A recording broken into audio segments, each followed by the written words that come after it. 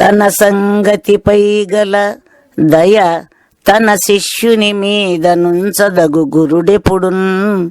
తన ధనము మనసు తనువులు తన గురుని వటంచు దల్చదగు శిష్యునకున్.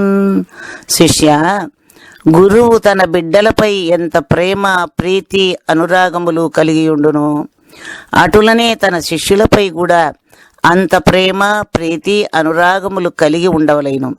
శిష్యులు కూడా గురువు పైన తనను కన్న తండ్రిగా అభిమానించుచు తనకు ఇష్టమైన తనుమన ధనములు సర్వము గురుదేవుని సొమ్ముగా భావించి వాటి యందు స్వాతంత్ర్యము విడిచిపెట్టి తన ఇష్టానుసారముగా ఉండక గురువాజ్ఞలో నడుచుకొనుచు నేననే అహంకారము విడిచి వర్తించుచుండవలయును. సూరత్వమాత్మ పనికై వైరాగ్యము గురుని గొల్చు వర్తనకెప్పుడున్. ఈ రీతి వృత్తి కలిగిన నారీ నరులేగి చొరరే నరకములోనన్.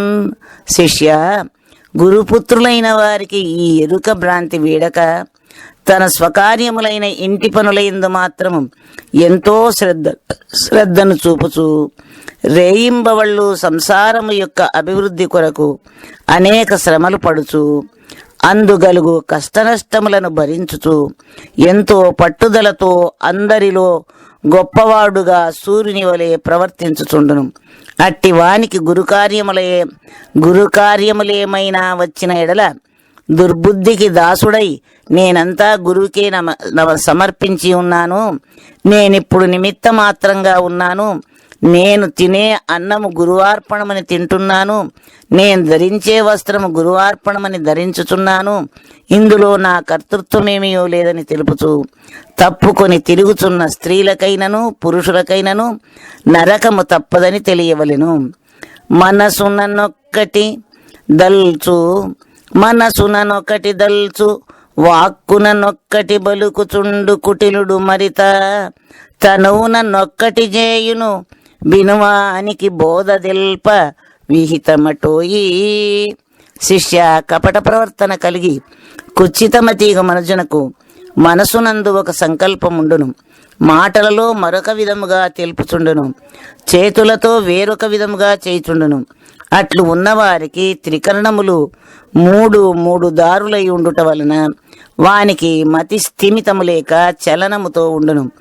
ఈ చలనము గల వానికి పరిపూర్ణ బోధ తెలిపిన ఎడల వాని బుద్ధికి పట్టక అందులో ఉన్న ప్రయోజనము ఎరుగక ఈ విద్యను అప్రతిష్ట పాలు చేయును.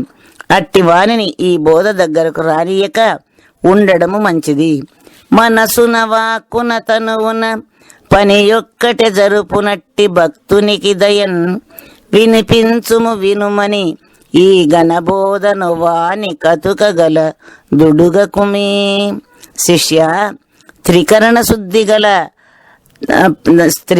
శుద్ధిగా తన ప్రవర్తనలు జరుపుతూ మనస్సులో కలిగిన సంకల్పమే వాక్కుతో తెలుపుచు వాక్కు తెలిపిన ప్రకారమే చేతులతో చేయుచు ఏ మనుజుడు ఉండునో అట్టి వానికి ఈ విమలమైన అచల బోధను తెలిపిన ఎడల వాని బుద్ధికి సులభముగా అందగలిగిన అచల బోధ ప్రయోజనమునెరిగి సుఖముగా ఉండగలడు.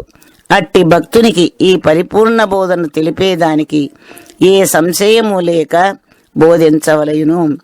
మేలైన బోధ వినుటకు చాలా విఘ్నములు వచ్చి సమకూడిన ఏలీలన్ విడు సచ్చిష్యుడు వాలాయము బోధ ఎందే వర్తించుచుమి. శిష్య, బోధలలో మేలైన పరిశుద్ధమైన గొప్పదైన అచల బోధను పొందవలెనని అభిలాష కలిగి గురువు దగ్గర చేరి గురువాక్యములను వినవలెనని ప్రయత్నము చేసిన ఎడల భార్య వలనో బిడ్డల వలనో పరుల వలనో ఏదో ఒక విధముగా విఘ్నములు తప్పక వచ్చుచుండును. అట్టి విఘ్నములు మదిలో పెట్టుకొనక ఈ బోధను విడువక వీలైనంత వరకు గురు సేవ చేయుచు గురువాక్యములు వినుచు అచల గ్రంథములు చదువుచు అట్టి గురుపుత్రుల సాంగత్యము చేయుచు వారి హితవైన మాటలు వినుచు తగువైన ప్రయత్నములోనే బుద్ధిమంతుడు ఉండవలేను. గురుడు తన యాజ్ఞలోపల చరింపగ గోరునట్టి శిష్యునకెప్పుడు దురితంబు వృద్ధి అయి తా నరకమునంగూలకున్నే నరనుత చరిత. జనుల చేత కీర్తింపబడిన సుగుణవంతుడా, అహంకారము కలిగిన శిష్యుడు తన గురువును తన అదుపులో నిలుపుకొని తన ఇష్ట ప్రకారం మెలుగవలెననియు, తన మాట ప్రకారం నడుచుకునవలైననియు, తాను చెప్పినట్లు వినవలైననియు కట్టడి చేసే పాపాత్మనకు అనేక కష్టాలు ప్రాప్తించి పిమ్మట రౌరవాది నరకము తప్పకగలుగును. గురుకను సౌజ్ఞను గనుగొని పరిచర్యయునర్చుచుండు భక్తుడు భక్తిన్ పరిపూర్ణ బోధ జందును పరమోదార ప్రచండ బంగారు కొండ వంటి శిష్యుడా, సద్గురుమూర్తి తన నోటితో ఇదుగోయని తెలుపకనే ఆయన చూచునట్టిదియు ఆయన కనుసౌజ్ఞలతో ఉండునట్టిదియు ఏ నిశ్చయ స్థానమున్నదో ఆ నిశ్చయ స్థానమును సూక్ష్మబుద్ధి కలిగిన శిష్యుడు కనుగొని ఆ స్థానములో ఉన్న ధర్మమర్మములను గ్రహించుచు ఆ నిరామయమైన అచల స్థితిని అవగాహన చేసుకొనుచు ఆ పరబయలునందే దృష్టిని నిలుపుకొని ఎల్లవేళలా గురువాజ్ఞను పాటించుచు గురుసేవలో నిమగ్నుడై ఆనందపడుచుండును. ప్రాకటముగ నిద్దురైక ఏ కథలను వినిన రాదు ఈ బోధందున్ రాకుండదేమి చిత్రము ప్రాకృత నరమోకెల్ల పావన చరిత్ర కలిగిన శిష్యుడా, ఇది ఎంత విచిత్రముగా ఉన్నదో ఆలోచించుము. పామర జనులుగా ఉన్న వారికి రామాయణము, భారత, భాగవత శృంగార కథలను వినునప్పుడు మాత్రం నిద్రావస్థ రాక ఉండును. మరి జనన మరణ రహితమైన పరిపూర్ణ బోధన వినునప్పుడు మాత్రము వారికి తప్పక నిద్రావస్థ వచ్చుచుండును. గురుపుత్రులైన సుజనులకు మాత్రము ఆ శృంగార కథలు వినునప్పుడు ఆ కథలు రుచి ఇవ్వక, వాటి యందే తలంపు పెట్టక, తాము తరించు మార్గములైన ఎరుకరహితమును గూర్చియు పరిపూర్ణ నిశ్చయమును గూర్చియు తెలుపుచున్న బోధలను వినుచు నిద్రావస్థ లేక మెలకువలోనే యుందురు. కొత్త దంపతుల కూటమి నెత్తరగున లేమలెంత నిదరులు బోకన్ మొత్తములై కనునటువలే బిత్తల దిరిగేటి చిన్న బాలల కగునే. శిష్య, కొత్త దంపతులను శోభన గదిలోనికి పంపి వారు పడుచున్న ఇష్టాగోష్ఠుల నెలను చాటుమాటుగా పెద్దవారెల్లా మిక్కిలి ఆసక్తితో నిద్ర లేకుండా చూచుచుందురు. ఈ అనుభవం లేని చిన్న పిల్లలు మాత్రము దానిని పట్టించుకొనక నిద్రావస్థలో మునిగిందురు. అటులనే జనన మరణ రహితమైన అచల పరిపూర్ణ బోధను మహాత్ములు బోధించుచుండగా అందులో ఉన్న సుగుణములు తీసుకొను పెద్దవారంతా నిద్రావస్థను చెందక ఎంతో ప్రీతి గలవారలై మెలకువగలిగి ఆ బోధ సుధాసారమును పొందుచుందురు. అట్టి అనుభవము లేని భ్రాంతిమయులైన పామర జనులెల్లరూ ఆ పిల్లలు వలె నిద్రావస్థను పొందుచుందురు. మనసరయక ప్రజలను వినుమని చదువకు బోధ బాధయని ఇండ్లల్లో పనులన్నీ ఆది చేసుక చనియదరా సమయమందు సహ్యమున సుత.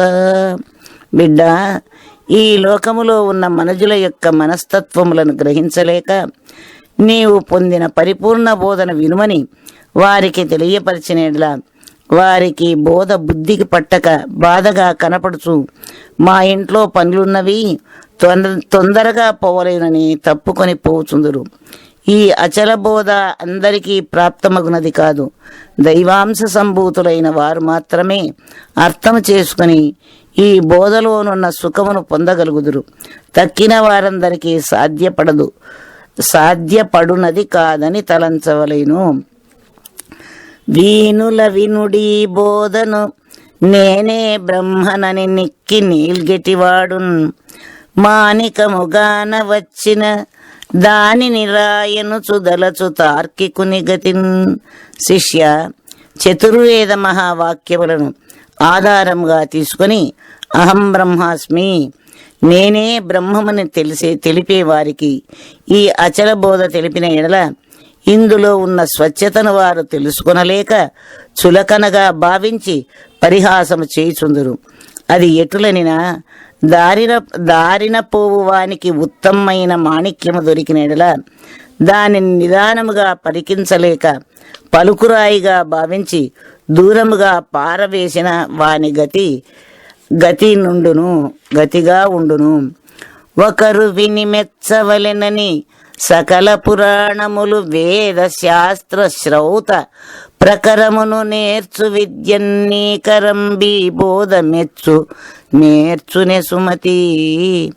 మంచి మనసు గలవాడా, 4 వేదములు, 18 పురాణములు, 1108 ఉపనిషత్తులు, భారత భాగవత రామాయణాది సకల గ్రంథములెల్లయూ చదివి లోకములో ఎల్లవారుల చేతను పండితులమని కీర్తి గడించి ధనము సంపాదించవలయుననే కోరిక కలిగిన శాస్త్రవేత్తలకు ఈ స్వచ్ఛందమైన పరిపూర్ణ విద్య మెప్పుగా కనబడక దీని యందు ఇష్టము చూపక ఉందురు. జనన మరణ రహితమైన ఈ అచల బోధను వారు విని ఆనందించలేరని భావింపుము. ఈ పరిపూర్ణ బోధ ఏదీగాక సర్వమునకు అతీతమైన బోధ అవుట వలన తత్వమస్యాది వాక్యముల మీదను సత్యజ్ఞానానందముల మీదను నీవే బ్రహ్మమును తెలిపే శాస్త్రముల మీదను నమ్మకము ఉన్నవారికి ఈ బోధా ధర్మములు ఎట్లుండినైనా ద్రవ్యము తోలుబిళ్ళలుగాను కుండ పెంకులుగాను తేళ్లుగాను పామలముగాను కనబడినట్టు ఉండును. సాధారణముగా దెల్పకు మీదర మానవుల బిల్చి ఈ బోధను బల్మేదానిది యాచించిన బోధించుము వద్దు లోభ బుద్ధి సుబుద్ధి. బుద్ధి కుశలత కలిగిన శిష్యుడా, ప్రపంచ వాసనలకు లోబడి అనేక భ్రాంతులలో, అనేక సంశయాలలో, అనేక కోరికలలో మునిగి ఎంత తెలిపినా ముందున్న చీకటిలో నుండి బయటకు రాలేని మందమతులకు ఈ బోధన తెలుపక ఉండవలేను. సూక్ష్మబుద్ధితో ఉండి గురువు తెలుపుతున్న మాటలను జాగ్రత్తగా ఎవరు గ్రహించుచుందరో అట్టి వారికి ఈ అచల బోధ తెలుపుటకు వెనుదీయక ఉన్నది ఉన్నట్లుగా సంశయం లేకుండా బోధించుచుండుము. నీ బోధ వారు విని సంతోషపడుచుందురు. ఏ బోధ శిష్యులకు గల ఆ బాధల నణచివేసు అదే సద్బోధవు.